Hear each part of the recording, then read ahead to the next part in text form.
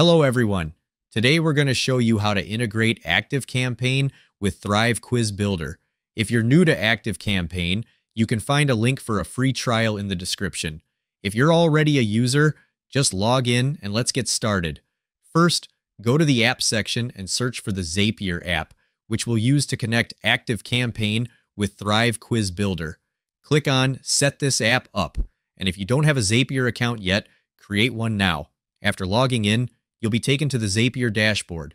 Next, click on Create and select Zaps. If needed, you can use the Copilot for assistance.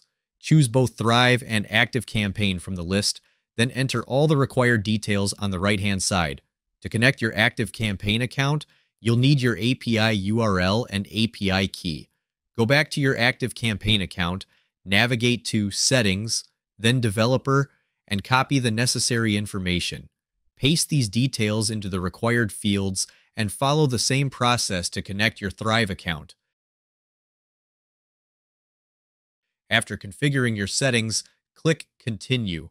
Once everything is set up, click Publish. Now you're done.